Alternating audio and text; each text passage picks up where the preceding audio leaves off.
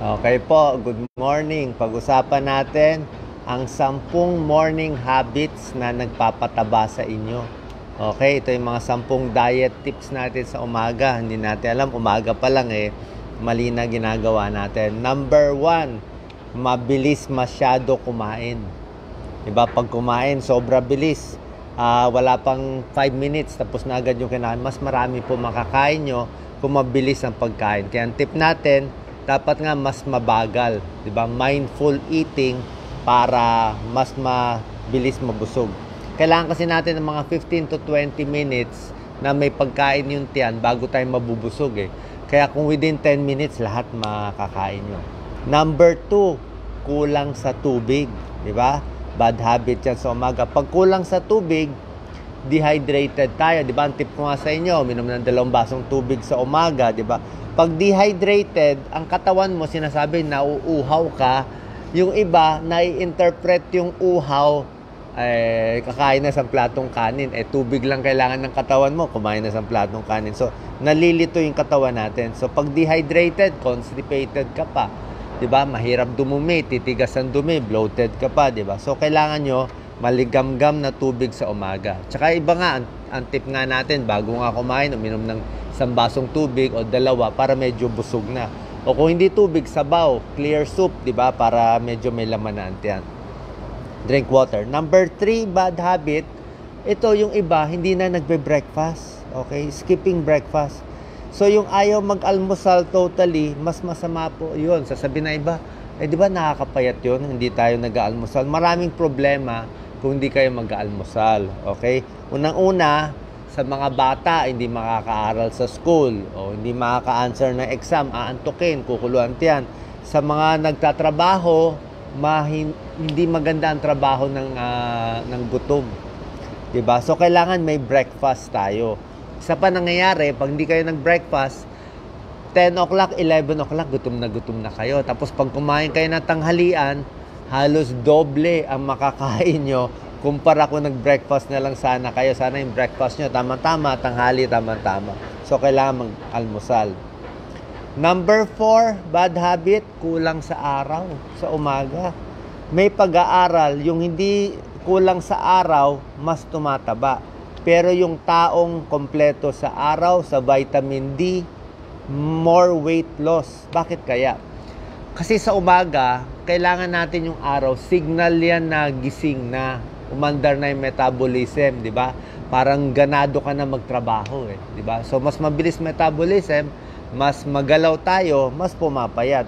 Kung di tayo nagpapaaraw o at least hindi tayo masyado ma-expose sa araw, morning sun lang maganda po, baka antok-antok pa yung katawan natin. Number 5, yung mga nag-aalmusal, baka mali po ang kinakain yung almusal, di ba? So, baka hindi rin naman healthy, puro matatamis ang kinakain nyo sa umaga. So, kailangan sa umaga, ang best breakfast natin, dapat may protina, itlog, okay naman. May fiber, may gulay, may kanin. So, complete dapat siya. Dapat may protein sa umaga for energy na kailangan natin.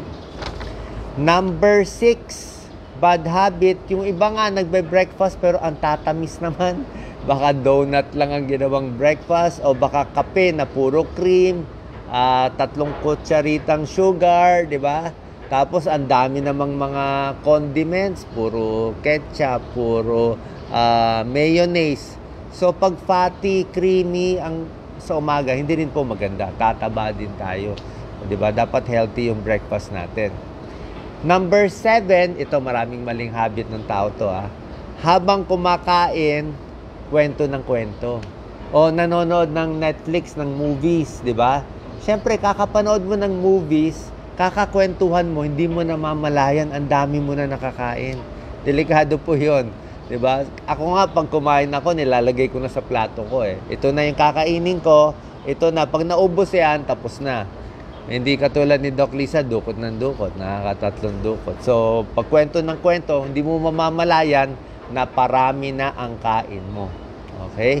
Kaya sabi ko rin nga, mas maganda nga, tubig lang or kape, kung black coffee lang, kasi kung mga matatamis sa umaga, hindi rin maganda. Number 8, yung mga puyat. Okay?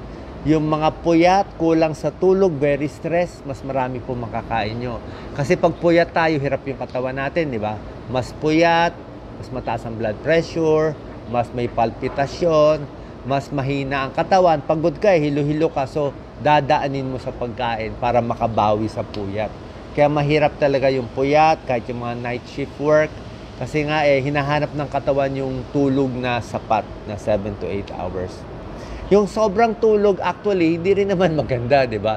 Kunyari, 10 oras na, tulog ka pa, ayaw mo magtrabaho, nakakataba din yun. Yung tamang tulog lang, 7 to 8 hours up to 9 hours. So, wag din masyadong puyat, wag din oversleeping. Number 9 bad habit, walang exercise, di ba? Walang exercise sa umaga, o pagdating doon, upo na lang ng upo, hindi rin po pwede. Diba? Mas maganda nga, palakad-lakad. Sabi ko nga, every 30 minutes, every hour nakaupo, dapat maglalakad. Kung after the meeting, akyat baba ng hagdanan, may tulong din po yan. Yung mga taong mas fidgety, mas malikot, diba? Habang may kausap sa cellphone, di medyo mag-step-step tayo, diba? O, diba? So, mas magalaw, mas malikot, mas maganda sa katawan. You can burn up to 250 calories. And number 10, baka kulang naman kayo sa stretching. Okay? Very important sa umaga, nag-i-stretch kayo. Simple lang po kasi yung bakit tayo tumataba Unang-una, depende lang yan sa dami ng kinakain. Kung gaano karami nilalagay sa bibig natin. That's one factor. Mas marami ka nilalagay, mas mataba. Number 2 factor, gaano karaming calories at energy ang ginagamit mo. Nag-workout ka ba? Nag-stretching ka ba? O lagi ka lang nakaupo, walang ginagawa? Mas matanda, mas mabagal ang metabolism. So, yan ang dalawang factors. Input ng pagkain, tsaka exercise na ginagawa. So, pag yung pagkain mo, tamang-tama lang, good breakfast, tapos maggalaw ka naman, may exercise ka, pwede kang neutral or baka pumayat ka pa. Pero kung yung kain mo, puro matatamis, marami, tapos lagi lang nakaupo, hindi gumagalaw, di ba? Yun, mas nakakataba yun. So, it's really input and yung exercise. Kaya either bawasan yung kinakain o damihan yung exercise. Pipiliin nyo po kung ano mas maganda doon.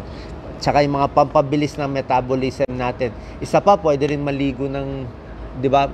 Pwede maligo ng maligamgam, pero na tubig. Pero sa ending ng shower, merong mga tip na pwedeng medyo malamig Yung dulo na ng ligo nyo, pag medyo malamig, magigising na kayo, bibilis ang metabolism. Diba? More exercise, more walking, more paaraw, mas gising, mas maraming energy. Tapos kumain ng breakfast na healthy, na sapat lang, para yung tanghalian mo, tamang-tama din. Tapos ito pa po, ang last tip. Pagdating sa gabi, kumain ka na ng breakfast, maayos, di ba? Eat breakfast like a king, medyo marami, gamitin mo energy mo. Eat lunch like a prince, di ba? Tamang-tama yung lunch mo. Eat dinner like a pauper. Sabihin, pag dinner na, konti na lang kakainin natin. Okay? Kasi matutulog na tayo Yung dinner ang pinaka-konting pagkain dapat. Kasi pag sa dinner kayo kumain ng marami, yun ang nakakataba. Tapos may sabay pa ng alak. Yun ang nakakataba. Yun ang nakita nila. Pag sa dinner nyo, dinamihan yung pagkain, mas lumalaki ang tiyan. Pero pag yung breakfast ang dinamihan nyo, hindi tumataba yung tao. Kasi breakfast, iikot ka pa magtatrabaho ka pa sa gabi, matutulog ka na. Okay? So, sana nakatulong tong 10 bad morning habits at yung mga good habits para hindi tayo tumaba habang umaga pa lang dapat tama na yung ginagawa natin. God bless po. Salamat po.